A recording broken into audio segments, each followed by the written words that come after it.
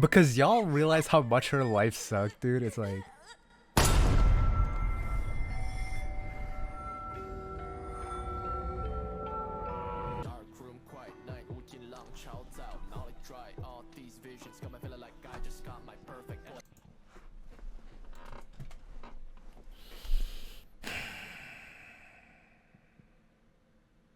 This is gonna be the part in the YouTube video where it just slowly zooms into my face. What up, y'all? It's the homie Dame, and we're gonna talk about some link click today. Specifically season 2, because it's almost wrapping up at the time I'm recording this video. We're only a few days away from that season finale. And yet, the week-long wait in between episodes has felt like millennia. It's almost like you're back in school waiting for the last bell before summer break. Cause I'm sure I don't need to tell y'all, the anticipation that this show builds is like the equivalent of anime edging. Let me not get ahead of myself though. This video is going to be a usual compilation of my thoughts on the season in the form of a neatly structured numbered list. And of course, it'll be interspliced with my reaction highlights as well. As always, if you want to see the full-length, uncut reactions, hit up my Patreon. Otherwise, let's get to it, I guess.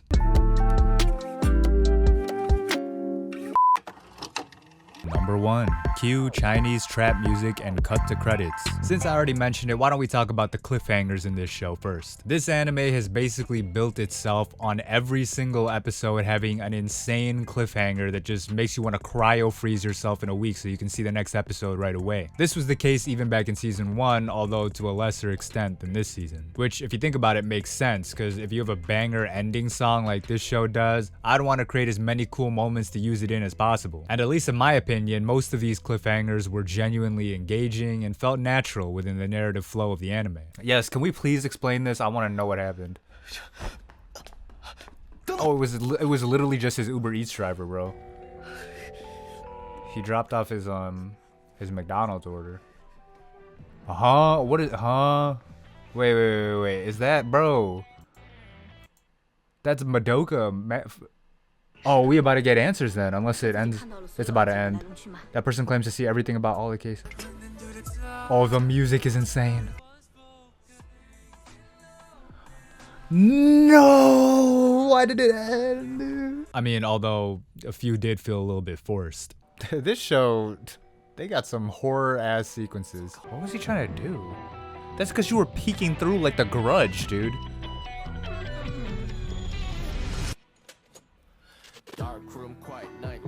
Okay, that was a weird way to end it, but... Me personally, I think this show is well written enough to justify all of this, because in a lesser show, all of these baity cliffhangers could be seen as being corny, you know, like in a certain other show I'm watching on Patreon. Number 2. Ooh, a mystery. Now we can talk about the meat of the season, which is, of course, the mystery. I guess you could say this is really the meat of the whole show, because this has been an overarching plotline since literally the very first episode. Now, I don't know much about the behind the scenes or the writers or anything, so I don't know how much of this show they planned in advance. Like, did they always plan for Link Click to be multiple seasons and they just planned to split this overarching murder mystery over 2 seasons or what? I mean, it's an original story that's not based on any source material, so it's interesting to see that they managed to get the green light for basically 2 cores of anime original content. So I mean, I'm always just curious to know how much foresight was there from the get-go. But all that being said, this is kind of where the problem arises, and it's debatable if it's actually a problem. I'm kind of split on how I feel about it, but y'all let me know what you think. Link Click Season 1 was mostly episodic, with seemingly unrelated short stories for each case they had. Of course, this all culminated into one arc that tied everything together at the end of the season. Cut to Season 2, and we have the entire season dedicated to catching this killer, basically changing the tone and direction of the show dramatically. Now, while this was clearly all planned out from a narrative standpoint, I can definitely see how someone who really enjoyed the episodic stuff from Season 1 could maybe be turned off by the convoluted Scooby-Doo mystery of Season 2. But the way I see it, this would only be a problem if Season 2 was poorly executed, which, spoiler alert, it's not. It's actually really good. That's why I'm making a video about it. I think what makes Link Click as a series so good is how much foresight and planning is apparent in the writing of the show, even though, again, we can't be for sure what the writers were thinking ahead of time. It's very clear that they had a cohesive direction right from the beginning where they wanted this story to go. And while some might see the change in direction of season 2 as jarring, I would say it's more of the natural conclusion of a plotline established since the start of the show. Would I prefer if we just had 24 episodes of Chen Zhaoxi and Lu Guang taking on the requests of various unrelated clients like the first half of season 1?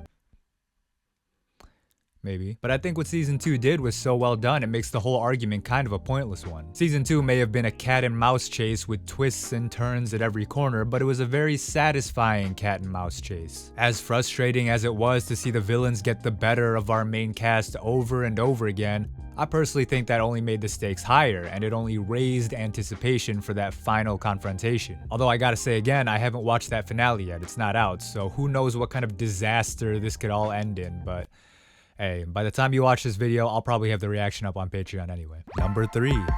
Across the Link Click verse. Now, let's talk about something else. How about that opening? I will say though, I did not like the OP for this show last season, and this is looking to be similar. Oh, I take that back. No, I like this. Incredible visual. This is like Into the Spider-Verse. Hold on. Lu Guang getting stabbed as a canon event? Is that what y'all saying? Normally, I'd save talking about this for some MCU post-credit scene. Yeah. For all y'all who don't watch the whole video, I always drop a little something after those Patreon shoutouts. But in this case, I have a little bit more to say about it since I'm pretty polarized on Link Click openings in general. I think at this point, I'm feeling like Season 2's OP is better than Season 1's, but I mean, I don't really like either, to be honest. I ain't gonna lie, the songs sound corny to me, what can I say? If I was still doing those goofy musician reacts to anime openings videos that I used to do, this would be one of those where I just watch the opening, complimenting it the whole time, and then I give it like a 2 out of 5. Then the people in the comments get mad at me for talking over the video and are like, "Oh my god, how can you give it such a low score? I didn't listen to all the compliments you were giving, but that score makes me upset." Because all of the nice things I do have to say about the show involve the visuals, which I'm sure all of you can agree with. There's some creative stuff there. I think the joke I made while I was watching was that it reminded me of those Spider-Verse movies, and I mean, those movies are visually stunning, so that's a big compliment. But besides all that, let's talk about the OST in general. Of course, the big track to talk about is the ending, which I like a lot better than the opening. The same was true for season 1. I know I made the Chinese trap music joke earlier, but it's really more of like an alt-rock, pop, R&B fusion, if that makes sense. Beautiful vocals by the band Jaws on top of a sweeping drum beat and light piano chords. It's amazing. It's pretty hard too, especially after all those cliffhangers we talked about. Other highlights in the OST for me include this depression-inducing orchestral bit that plays during that episode. You know which one. And of course this boom bap track that's pretty much a staple of the series at this point. 是吗？谨慎起见。 And I gotta shout out the incredible track that plays over the best animated fight sequence since Taiga vs Sumire. Number 4. Miscellaneous thoughts and reactions. But that's all I really gotta say about the show. It's been an amazing 2 seasons, and wherever the show goes from here after this finale, I'm on board. Unless they do something really dumb. So let's end things off with the random reaction highlights. Remember, if you want the full-length, uncut reactions, you can check out Patreon, but otherwise, here you go, I guess. Not a Street Fighter, bro. Oh my god, look at the drive rush combo. Hello? He's definitely a modern player, bro. He's using those auto combos. That's a really well-made... I'm not gonna... Yeah, I would think that's way cooler than like an actual diamond ring. What if she called him broke, bro? With that nasty-ass flower ring? Where's my Tiffany's?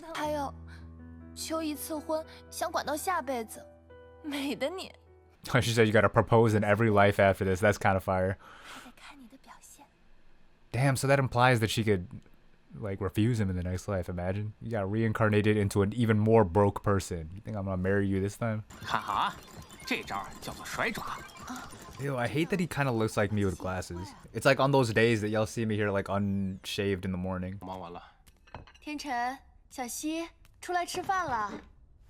Oh, this is the most stern Asian father figure I've ever seen in my life, bro. I just want to scare you. Oh, nah. Lock him up. Lock him up. Lock him up.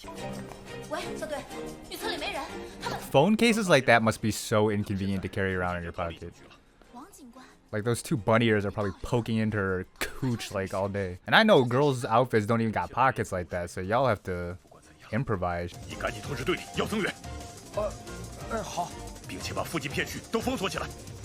Imagine he was like, call Yi Jinping. Call the chairman of the CCP. We need everything we can get. What if Yi Jinping showed up in this show, dude? Can you... Bro, I just want there to be a completely unexpected real-life cameo. Can you imagine if Joe Biden showed up in this show? Oh, Joe Biden would be... he would be even more confused than I am in this show. She must be cracked, though, because it took Chen Jiaoxi and Ling, both of them, to take that one guy down, let alone, like, his backup. What is the power scaling in Link Click? I need to look up a YouTube video of the power levels of each Link Click character. How many midichlorians does Lu Guang have? Yeah, what's stopping them from just storming with the Hong Kong police or whatever city they're in? Jackie Chan Rush Hour getting in there. Hong Kong Interpol. That's why, because they gonna do something to Lu Guang if too many cops show up. But they should know how to deal with hostage situations like this. Like, it shouldn't just be up to these plucky young adults to solve this hostage situation. What? They're trash, bro. They're trash, bro. They walk into every trap. They, like... Jackie Chan would never be in this situation. Shout out to Hong Kong PD. Alright, that's Link Click Season 2. Hope y'all enjoyed the video. If you did, leave a like and subscribe, and donate to Patreon if you want to, and stay tuned for more videos about this year's summer anime season. We still gotta talk about Jujutsu Kaisen, The GOAT, Rent-A-Girlfriend, and Zom 100 if they ever continue production on that show, so keep an eye out for something like that soon. Otherwise, that's the video. Peace.